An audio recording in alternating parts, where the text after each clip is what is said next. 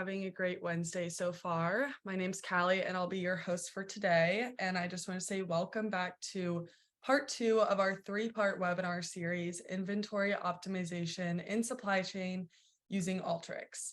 In this session, we're joining Resultant's own Dr. Kyle Roberts as he shares how you can effectively forecast inventory usage and demand for improved efficiency, accuracy, and optimization. So be sure to follow along and to check out some of our previous webinars covering a range of topics, such as how financial professionals use Alteryx to win, mitigating the risk of transformation projects, modern data warehouses, and so much more, which can all be found on our website under Webinar Archives. So now for a few housekeeping things before we get started. This webinar is being recorded and we'll be sending out the recording as well as any resources mentioned today in an email to you in the next few days. And additionally, we'll have some time for a few questions at the end of this webinar. So please feel free to pose any questions you may think of in the chat as we go along, and we'll be sure to get to that. With all that being said, I'm now going to go ahead and introduce today's speaker, Kyle Roberts. He is a client success leader and data scientist here at Resultant, and he has held several professional positions at Southern Methodist University, Baylor College of Medicine, and the University of North Texas. He co-authored the YHAT package in R programming language, and additionally, he's an expert in multi-level modeling and co-authored the Handbook of Advanced Multi-Level Analysis. And with that, I'll pass it off to you, Kyle. Okay, thanks, Callie. And let me share my screen and we'll get going. So what I'm going to do to start out with is just give you a little bit of an update of here's what we did last week when we had the session. And so I think Callie is going to post in the chat a link to that so that those of you that if you'd like to see it, you can do that. But let me kind of get everyone caught up and let's talk about what we're trying to do here. And so the idea is that if we have some information about, let's say, items that are selling in stores, and this is information about basically a lot of items in a lot of stores. And so we have, like, for example, here, store number 1, there's item number 1 for sale in there across, quite a few years worth of data. And then we can go down and we'll see, we have multiple stores, that item selling in multiple stores. And then we have it selling in different stores also. Okay, so we have all the sales in there, and then we have this timestamp. Well, this is really set up for time series. And so what we did last week was we tried to talk about how would we want to forecast in the future what sales will be. And now this week, what we'd like to do is we'd like to do 2 things. One is we'd like to look at, okay, how can we look at multiple items at the same time? And then secondly, how can we forecast when we'll be out? And so when we should trigger a reorder, okay? And so that will be this week. And we're going to a little bit brute force it, meaning that we're going to do it in a bit of a difficult way. And so we're going to kind of force it in. And then next week, what we're going to do is make it elegant, make it, ping us when we get to certain levels. So that's kind of triggers an order email or something like that that's sent out to us. So that will be next week when we finish up this session. Okay, but in doing this, we use the time series tool. So those are up here in time series, and this one I just did as a normal ARIMA. We could have done it as ETS or ARIMA based on how we expect seasonality to perform. But then looking at this information, so that, again, this is just kind of a recap. Here's what we're seeing in there, and we do see some sort of seasonality in there, so it may make more sense to use ETS, but again, I'm just kind of showing you how this works. And so we'll pick this little last section here that you can look at. The blue line is the predicted, the gray is the actual, and so we can see we're more, there are times where we're definitely missing, but on the whole, we're getting a pretty good idea of how the functionality of the sales of this item go. Okay, and then what we do is we use after we've done the ARIMA model, we actually use our forecasting tool to then forecast into the future. And then we talked about how now we'll add that information back in there. And so I've got, basically, this is for item number 1 in store 1 that I've selected here. This is the forecast going forward, and then here's kind of a running total, although this running total is actually based off of the forecast on 80%. So the low 80%. So this is being kind of conservative on that front. So you see, I'm sorry, high 80%. So this is being conservative, meaning we think we would probably have more sales than we thought. Okay, so here's what we want to do. I want to turn this into a macro so that I can look at multiple items in multiple stores. That's really what we want to do. Okay, so in order to do that, the first thing to do would just be to copy this entire functionality. And what we'll do is we'll paste that into a new canvas. And so I'm going to paste that into here, and then we'll talk about the process of turning that into a macro so that we can then batch macro that across multiple items. Okay. And then I've already created so you'll see what we're working towards. Let me show you kind of what we're working towards right here. This is our ending solution, what we're working towards. Okay. But what we want to do is we want to kind of pull out the information, put in a control parameter, and then we're going to do something really kind of interesting here where we're going to give us some more information. So let's talk about how we do that. Okay, so the first thing for turning this into a macro is we have to have a macro input. Okay, so I'm going to, I can do this one of two ways. This way, I'm just going to click on the input. And then if you see down here, we have this icon, convert to macro input. Alternatively, we could delete the input and then using our interface tools, pull that in, but this is the easiest way to do that. Okay, so I'm going to convert this into a macro. And so you'll see this input tool will change, and then a lot of our settings inside of here will also change. So if I just click on the canvas, you'll see that now that we're recognizing this not just as a regular workflow, but as a macro. And then what I want to do now is I want to put in a control parameter that controls the item number. Okay. Now, let's pull this in, and then I'm going to make a mistake on purpose just to show you that. And then I'm going to fix it. So let's pull in that control parameter into our canvas, and then we're going to connect it to the lightning bolt here. And you're going to see as we do this, we're automatically going to have automatically going to have an action tool that will just appear on our screen, and that will allow us to do some controlling here. Okay, pull that down just so we can see what's going on here. All right, now the thing that I'm going to want to control is the item number inside here. That's the thing I'm going to want to control, because that's the thing I'm going to iterate across however many items I select. Okay, so let's click there, and then we'll, on this expression, I want to update a specific string. And now here's the problem. The thing I want to update is the item number, and it's item number 1. But do you see how store is also number 1 right now?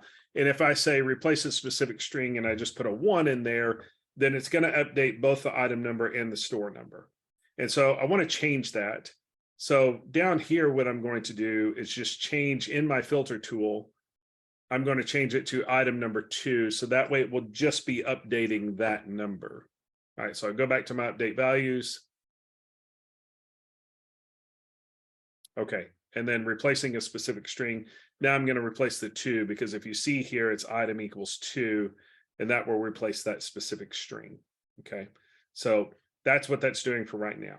Okay, so we've copied all that in. That does the control parameter. And then you'll also note, the thing that we also need to add in here is we need an output. So we're going to have a macro output. So we're just going to drag that macro output here. We're going to add it onto the end. All right, and that's good. And then I want to go ahead and change this running total. Instead of the forecast high, let's just change it to the regular forecast. So I'm gonna just get rid of that high 80%.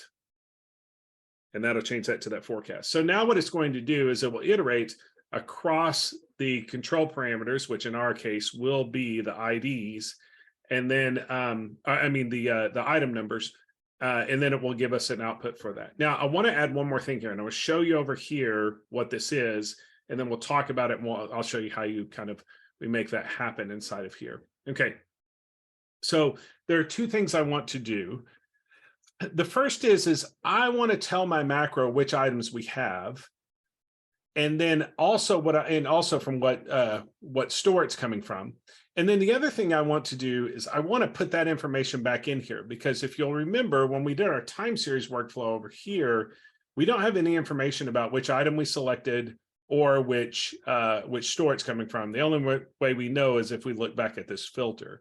And so we want to add that back into our macro. so that now we're passing that information forward. So in building this macro, I'm going to pull in a summarize tool. Just going to pull it into here. And I'm going to take that true information out right there.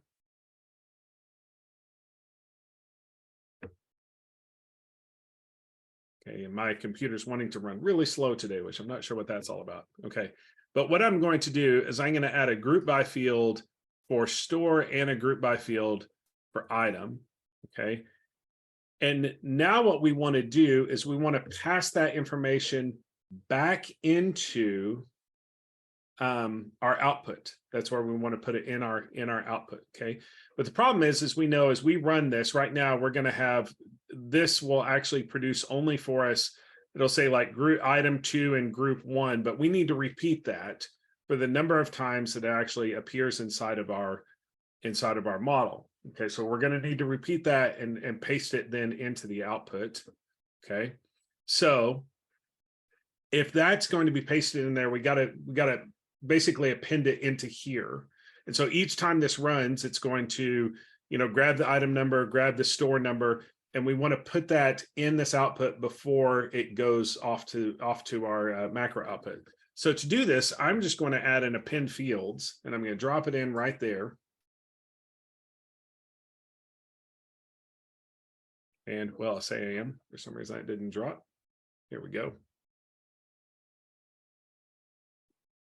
Okay, so I've got my targets there, and then so that source I want to have coming in right here. And what that'll do is that will append to however many times we're having it run. And this time we're having it, in this case, we're having it forecast 30 days out into the future. Okay, so now that's going to add the information about the item and add information about which store it's coming from into that macro, and we'll get our results. Okay, so we built our macro. Now I've already gone ahead and built it out and saved it.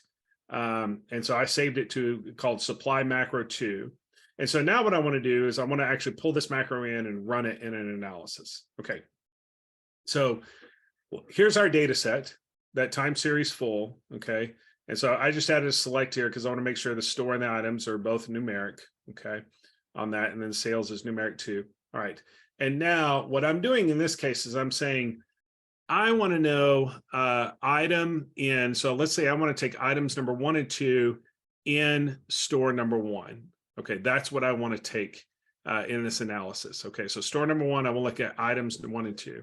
Now to get that macro, I'm just going to click on the canvas here, insert, go down because I saved that macro. There it is, supply macro 2. I'm going to add it into here. Okay. And what we need to pull forward is we need to pull the data forward, but then we also need to pull some of these control parameters, the questions forward.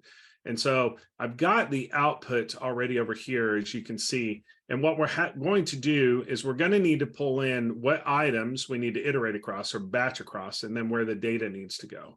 So the data is going to go in this bottom one. The question is going to be, I put in a summarize tool here that's basically just pulling me, okay, all the unique items. I'm going to pull that into here. And then over on in my macro, my questions field, I just need to add a item, is that's the control parameter that's going to go. And then we'll then add an output. So add a browse after. Okay. Now this takes a while to run. So I went ahead and ran it for you just so you could see, but these are identical. Okay. I just ran this so that we could have the results here. And then let me just let me pull in a browse tool so you can see it. And I already cached it. So if we're looking at the results now, you can see I've got, okay, here's item 1. And remember, we selected items 1 and 2. So item in 1 and 2, right? And so it's item 1 in store 1. There's 30 cases where we're projecting forward. Okay. And then item 2 in store 1. Okay, there's the next 30 cases. And so what we've done is we've created a batch macro to run this, and now we can run as many items as we want at one time. Actually, we could run all the items if we wanted to. All we would need to change is this filter tool to include all of the items that we care about. Okay, all right. So you're going, Kyle, that's great, but how do I know when I need to trigger an order? Okay, let's suppose for this time, I'm going to actually just write it in here. But we could connect to, let's say we had a Snowflake instance where all of our current inventory levels lived. Then we could connect to that Snowflake instance. And so on that day when this runs, it would actually push this forward. But here's what I'm going to do instead. I'm going to pretend that I know what these are. So I'm going to put, so item is, and so we know we're looking at items 1 and 2. And then let's suppose our inventory level. So I'll call IMB underscore level. That's that day's inventory level. And so let's suppose the day I run this, I've got, let's say, 300 of item number 1 left, and I've got 200 of item number 2 left. Okay, so let's suppose that's what I have. Well, now if I just take my join tool, so I'm going to drag that right in there, and I join on item, and then I don't need item coming through twice, so I'm going to do that. I can join on item, and now we'll see, okay, my inventory level is 300. And so now what I have to do is I have to look at how many sales would it take until I've hit my current inventory level, because basically we're depleting each time. And this running total is telling me when these two things cross. So if my numbers are correct, then on item number 1, I'm going to run out of items on day 17. See, that's 17 days in. Okay, that's when I'm going to run out of items.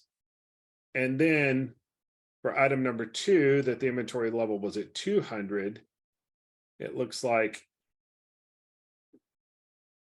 I'm going to run out actually really quickly on this one. So on item number 2, I'm going to run out 1, 2, 3, 4 days in. I'm going to run out of inventory on this one. So because there's just, here's item number 2, and now we're 4 days in. Okay.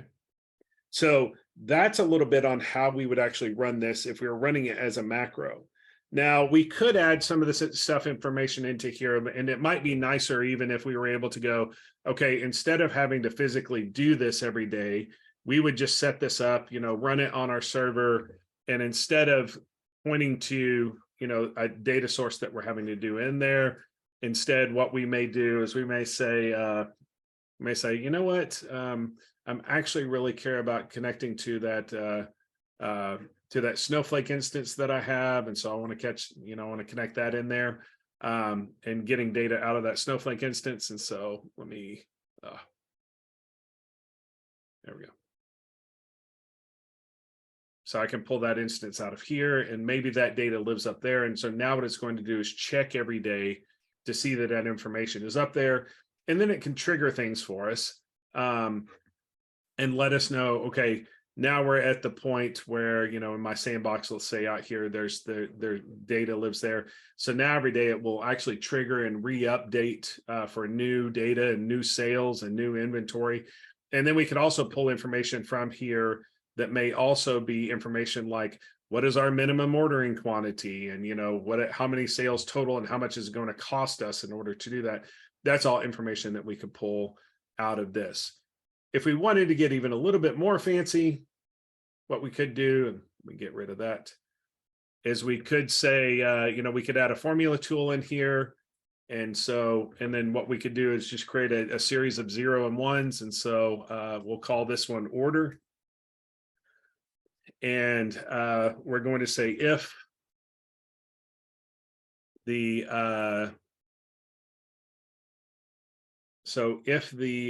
what we're looking at is the forecast. If forecast is less than our inventory level, then then 0, else 1, and if. And now when we run this, what this will do is this will just give us a 0 and 1. And now all we have to do is look at, well, actually that did not pull over. Let me make sure real quick. So inventory level item, inventory level is integer, forecast is double. So forecast is less than inventory else, then 0, else one and end if. I guess we could put that in quotes if we wanted. And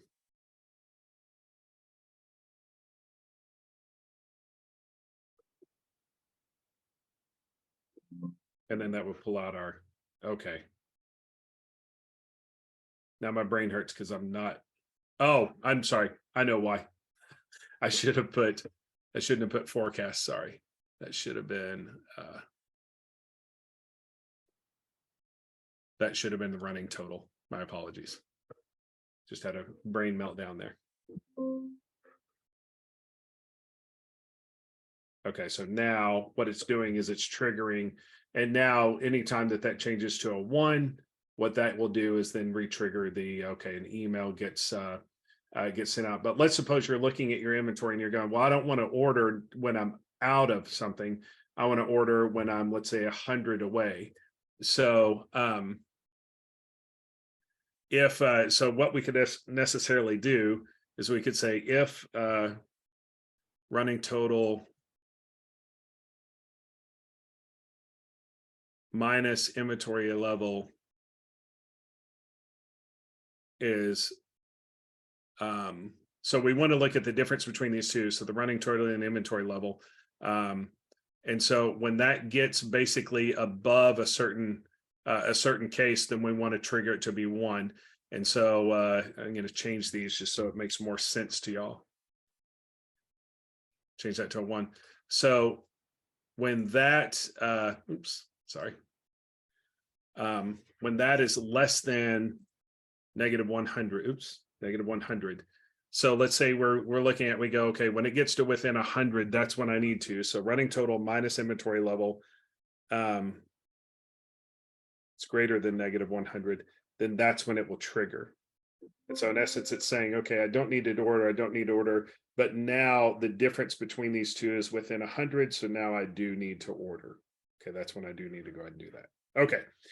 So this is a little bit example of now how we can run multiple items in multiple stores. And to give you an idea, while we're talking here at the end, I'm going to change this just so you can see if I run 1, 2, and 3, how much longer it takes, which it does take considerably a while, because what's happening is Alteryx is having to spin up a case of R.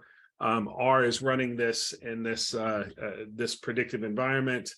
It's predicting across all of these. And so in this case, it looks like 5,478 cases, but really that's divided by 3 because we have 3 items. So it's building that case to work forward, running that as a batch macro, which is really just running this instance here 3 different times and then pushing the output out. And so after it runs that, it'll take just a second. Oops, sorry. It'll take just a second longer. And then once it does that, then we can look at our results. And those results will actually give us the result for items 1, 2, and 3 in store 1. And then we'll give us a trigger for, hey, when you get within about 100 of needing that item, then go ahead and trigger an order or a trigger a 1 on that front. It'll just take a little bit longer, and we can watch this. But as we're finishing this up, I want to talk about what we're going to do next week. Okay. Next week, we're going to make this even better. And that what we're going to do is we're going to not just present a table that's out here. We're going to present a report that will show, okay, here's the historically how much we've been doing across sales for each of the items that was selected. Not only that, let's look at it graphically. Let's see, when are we going to run out of current inventory? When should we probably order based on some other information that we're going to be able to pull in from outside? And then let's have just a report here every evening when it runs. It says, all right, okay, the green ones are, these are the ones we probably need to make an order on. The red ones are, we don't need to make an order on them. We're probably still doing pretty good. And so then we can go forward from there. And really that's the idea, is that we want to, this is really palatable for someone who's more of a data science or BI type person or BA person. But what we really want to do is have this trigger our, whoever's doing purchasing or whoever's doing our orders, so that all they have to do is look at an output and go, all right, got it. And I'm ready to go. Based on that, I know and today I need to order item number 3 for store number 7, or I need to order item number 2 for this store, or I need to order, item number 13 for this other store. Okay. So that's really how it does. So I tell you what, this is, like I said, this does take a while to run. It's something that, it's just that are running on top of here inside this environment. We should be getting there here pretty soon. But while we're doing that, I think what I'll do is let me pause and say, if you have questions about this, you're welcome to put those in the chat. And then I will pull up those, or I'll pull up those questions and I'll be able to answer. Otherwise, we'll watch this as it's slowly making it towards there. Although I don't like it when it does that. It goes 71% and then 69%. But it should be about done. There we go. So please do put questions in the chat if you have them. But if you look, now we have item 1 is store 1. We should have a lot of information coming through there. There's item number 2. So those items are pulling across, and then there's the information that's actually pulling from them. All right. So that's how it all pulls through. Okay. All right. Well, let me stop there and just say thank you. And Callie, I'm going to turn it back over to you. Questions. Awesome. Thank